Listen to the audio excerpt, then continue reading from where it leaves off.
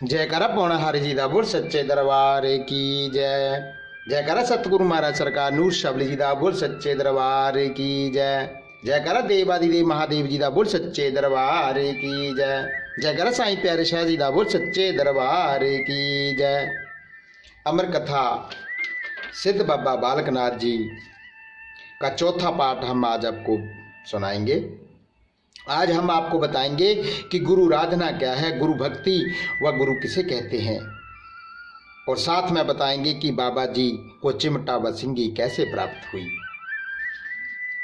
तो कल हमने आपको बताया था कि जब बाबा जी को गुरु दत्तात्रेय जी तीसरी बाज लगाते हैं, बालक बालक बालक, जब तीसरी बाज लगाई तो बाबा जी ने आंखें खोली।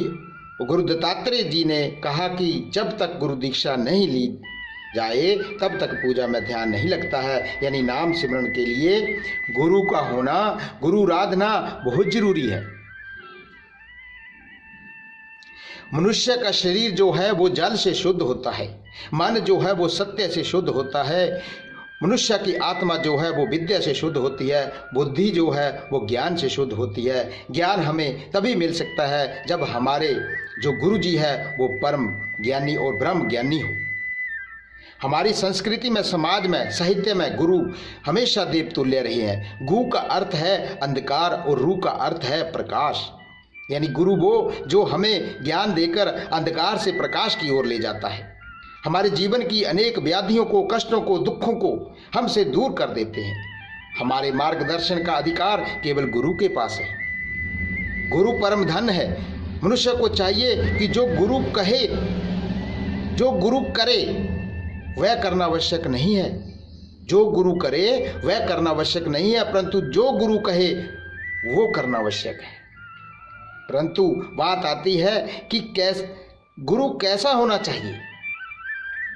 जैसे बाबा जी के गुरु दत्तात्रेय जी थे, जो कि भगवान विष्णु के अवतार थे, पूरी त्रैलोकी के मालिक थे, उसी तरह हमारे जो गुरु जी है वो है सरकार नूर शावली जी महाराज, जिनके आशीर्वाद से और जिनके मुख द्वारा सुनाई गई बाबा जी की अमर कथा जो मैंने अपने तन, मन व आत्मा से संपूर्ण करने की कोशिश की है।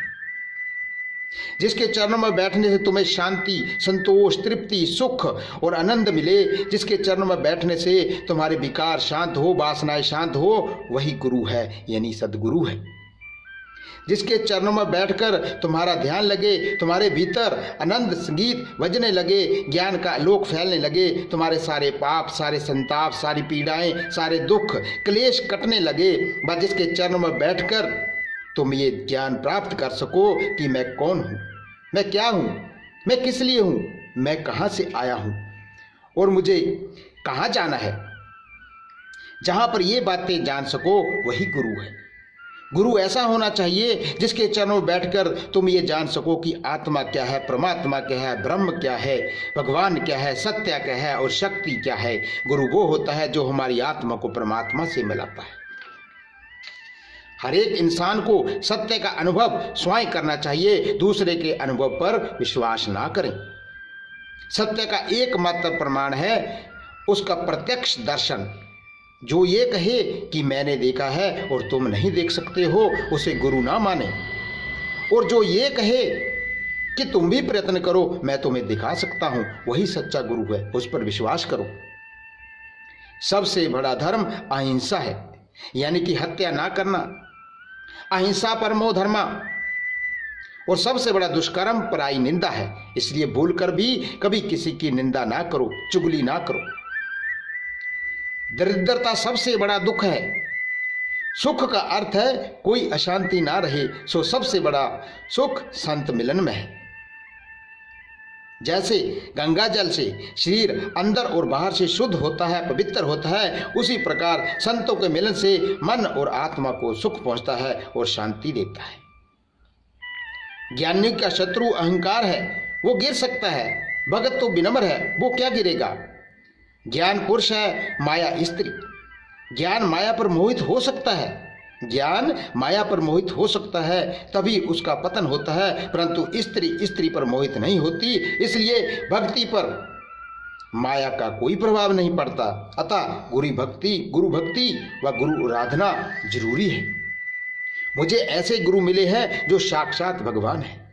मुझे खुशी ही नहीं बल्कि मुझे मान है अपने गुरु पर कि उन्होंने मेरे ही नहीं बल्कि जो भी उनकी शरण में आता है उनके सारे दुख कलेश सारे संताप समाप्त करके उनकी झोली में खुशियों की बरसात करते हैं। जय करा सतगुरु महाराज सरकार नूर शावली जी दा बोल सच्चे दरबार की जय।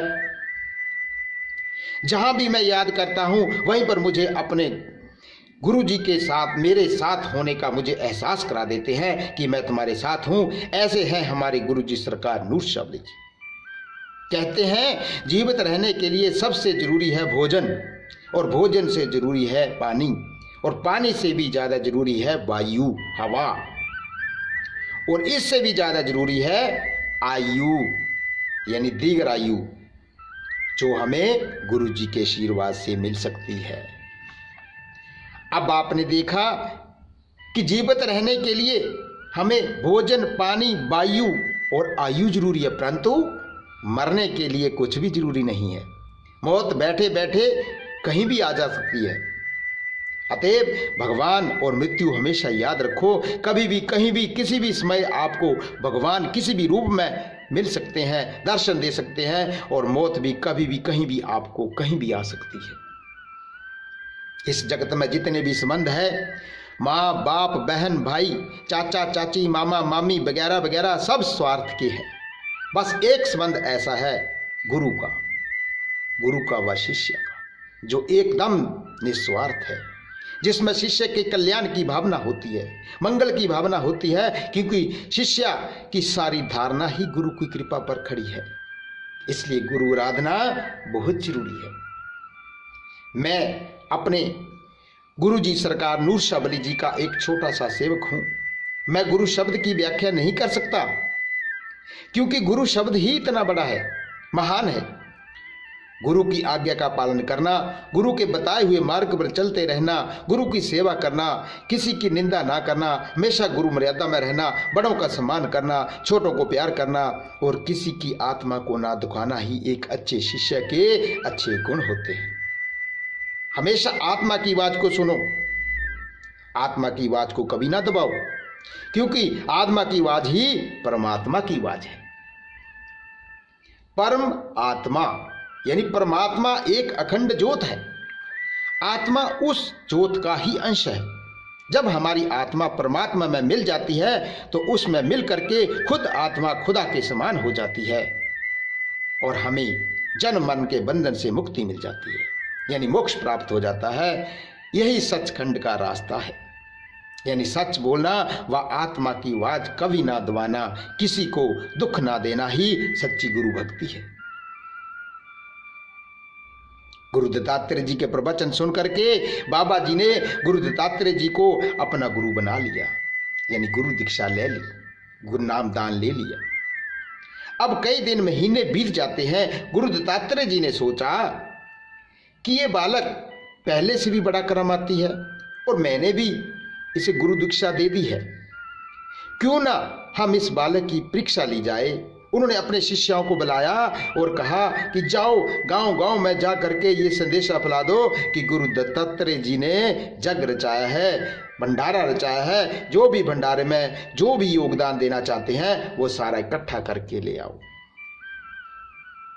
गुरु जी का आदेश पा करके सारे शिष्य जो भी किसी ने जो भी योगदान भंडारे में डाला उसे इकट्ठा करके ले आए और एक दिन भंडारे का दिन जो था वो निश्चित कर दिया। दूर दूर तक भंडारे का ऐलान कर दिया गया। अब जिस दिन भंडारा था उस दिन जब भंडारा तैयार हो गया तो भंडारा शुरू करने से पहले गुरु दत्तात्रेय जी ने बालक को अपने पास बुलाया और उनको भगवान शिव के वरदान से प्राप्त चिमटा बाबा जी को दिया। जहां पे नाथों का धूना होता है वहां पर चिमटा जरूर होता है। बाबा जी के इस चिमटे में देवादिदेव महादेव भोले शंकर खुद विराजमान है। ये चिमटा कोई साधारण ऐसा वैसा चिमटा नहीं है। बाबा जी ने चिमटा ग्रहण करके गुरु दत्तात्रेय जी को चरण वंदना की व गुरु जी ने जो जग था भंडारा सा वो शुरू कर दिया। जयकारा सतगुरु महाराज नूर शावली जी दा बोल सच्चे दरबार की जय। जयकारा गुरु दत्तात्रेय जी दा बोल सच्चे दरबार की जय। जयकारा पौणाहारी दा बोल सच्चे दरबार की जय। भंडारे वाले दिन ही एक माई अपने छोटे बच्चे के साथ गुरु दत्तात्रेय जी के भंडारे में खाना खाने आ रही थी।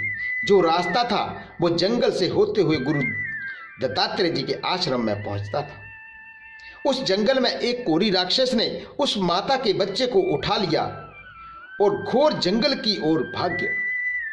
माता रोती चिल्लाती बिलखती हुई गुरु दत्तात्रेय जी के आश्रम में आकर के जोर जोर से रोने लगी, चिल्लाने लगी, दहाड़े मारने लगी कि मेरा बच्चा राक्षस कोरी राक्षस लेके चला गया। गुरु दत्तात्रेय जी ने माता को शांत रहने के लिए कहा और माता को वचन दिया कि तेरा बच्चा हम वापस लाएंगे। गुरु जी ने अपने शिष्यों को आदेश दिया कि जाओ इस माता के बच्चे को ढूंढ के लाओ। गुरु जी की आज्ञा पा करके जो शिष्य थे वो चारों दिशाओं में बच्चे की तलाश में निकल गए, परंतु बच्चे का कोई अता पता ना चला। सारे शिष्य खाली हाथ वापस लौट आए। फिर गुरु दत्तात्रेय जी ने बालक को बुलाया और कहा कि मैंने इस माता को वचन दिया है कि मैं तुम्हारा बच्चा ढूंढ के लाऊंगा। अब आप जाओ और बच्चे को ढूंढ के लाओ। बालक ने गुरुदेव जी के आशीर्वाद का सहारा लेते हुए बच्चे को ढूंढने के लिए जंगल में चले जाते हैं। जयकारा पौणाहारी दा बोल सच्चे दरबार की जय। बाबा जी जानी जानते वो उस स्थान पर जाकर के रुकते हैं जहां पर वो कोरी राक्षस रहता था। बाबा जी ने राक्षस से कहा कि बच्चा वापस दे दो। राक्षस ने कहा कि बच्चा तो मैं खा गया हूं और अब मैं तुम्हें भी खा जाऊंगा। इतनी बात कह करके राक्षस जो था वो बाबा जी के ऊपर झपटने लगा। बाबा जी ने अपने चिमटे से उसके ऊपर वार किया और उसके पेट से बच्चे को बाहर निकाल दिया। कोरी राक्षस बाबा जी के पांव में गिरकर क्षमा याचना करने लगा। बाबा जी ने कहा कि तुम्हें बख्श दिया जाएगा, पहले तुम इस बच्चे को जीवित करो। राक्षस बोला मुझे तो मारना ही आता है, जीवित करना नहीं आता। मुझे मारना ही आता है, जीवित करना नहीं आता। तब बाबा जी बोले अरे मूर्ख, जब तुम्हें जीवित करना नहीं आता, ध्यान से सुनना, जब तुम्हें जीवित करना नहीं आता है तो तुझे मारने का हक भी किसने दिया। यहाँ पर हमें यह शिक्षा मिलती है कि जिंदगी में अच्छे कर्म करो, किसी का बुरा ना करो। अगर बुरा करते हैं तो हम में इतनी भी क्षमता होनी चाहिए कि हम उसको बाद में ठीक कर सके। सबसे पहले तो हमारे मन में किसी का बुरा करने का ख्याल भी नहीं आना चाहिए। तब बाबा जी ने कहा अरे मूर्ख, जब तुम्हें जीवित करना ही नहीं आता तो तुझे मारने का हक किसने दिया। कहते हैं बख्श देता है खुदा उनको जिनकी किस्मत खराब होती है। बख्श देता है खुदा उनको जिनकी किस्मत खराब होती है। वो हरगिज नहीं बख्शे जाते हैं जिनकी नीयत खराब होती है। ना मेरा एक होगा, ना तेरा लाख होगा, ना तारीफ तेरी होगी, ना मजाक मेरा होगा। गुरूर ना कर शाहे शरीर का, मेरा भी खाक होगा, तेरा भी खाक होगा। जिंदगी भर गलत काम करने वालों, याद रखना मौत का कोई पैगाम नहीं होता। कोई रोक कर दिल बहलाता है, कोई हंस कर दर्द छुपाता है। कोई रोक कर दिल बहलाता है, कोई हंस कर दर्द छुपाता है। क्या करामात है कुदरत की, जिंदा इंसान पानी में डूब जाता है और मुर्दा तैर के दिखाता है। जयकारा पौणाहारी दा बोल सच्चे दरबार की जय। इतनी बात कह करके बाबा जी ने बच्चे को अपनी भक्ति व शक्ति से पुनः जीवित कर दिया।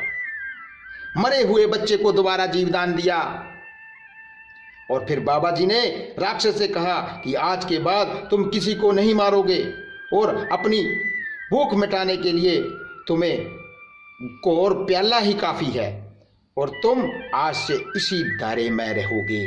बाबा जी ने उसको उसी दायरे में कोहरियों को उसी दायरे में रख दिया, उसी टाइम से उसी दायरे में रख दिया कि आज के बाद तुम कोहर प्याला ही पियोगे, किसी की मौत नहीं, किसी को मारोगे नहीं।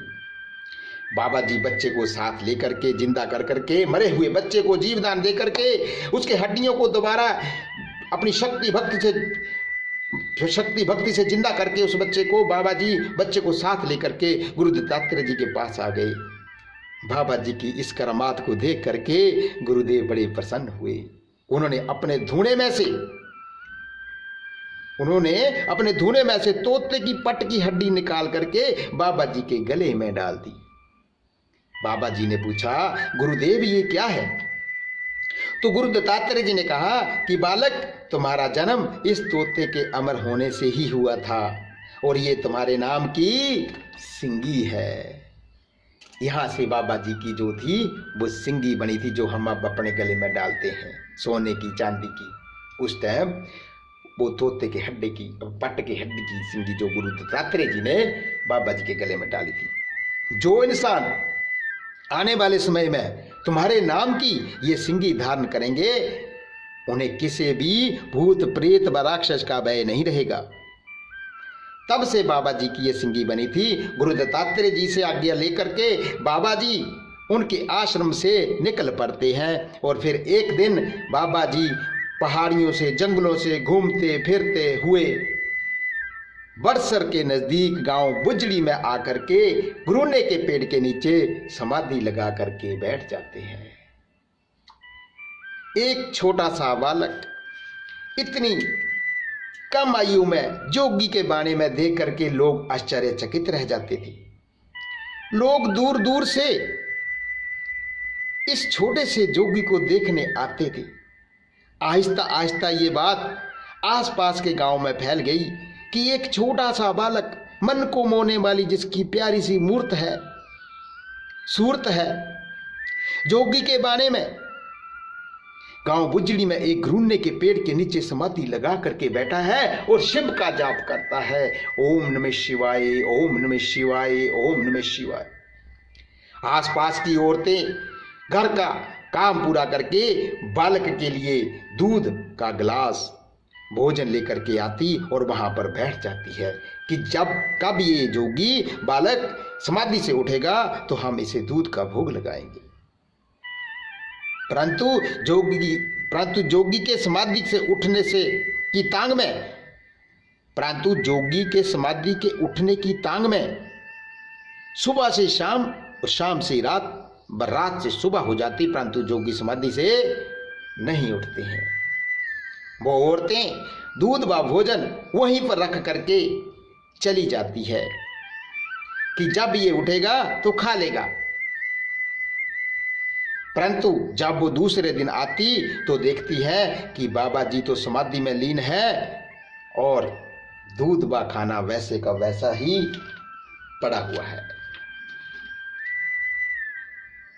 ये बात गांव-गांव में आग की तरह फैल जाती है कि इतनी कम आयु में इतना करामाती बालक जो ना कुछ खाता है ना पीता है, बस समाधि में लीन है।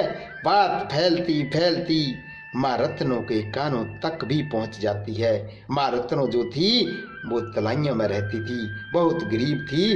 उसकी जो आर्थिक दशा उसकी ठीक नहीं थी। उस समय बड़े जिम्मेदार गरीबों के साथ दुराचार करते थे।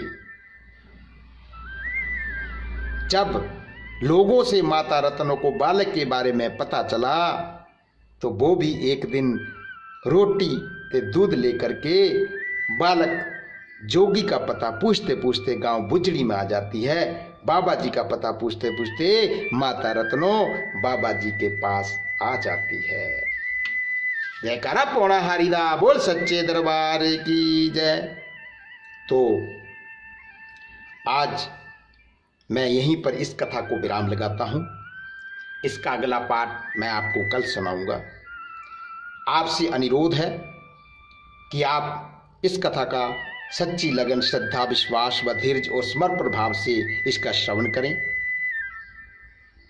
इसको सुनाएं ताकि बाबा जी आप पर अपनी कृपा बनाए रखें। जयकारा पौना हरिदा बोल सच्चे दरबार की जय। जयकारा सतगुरु महाराज सरकार नूर शावली जी दा बोल सच्चे दरबार की जय। जयकारा देवादिदेव महादेव जी दा बोल सच्चे दरबार की जय। जयकारा साईं प्यारे शाह जी दा बोल सच्चे दरबार की जय।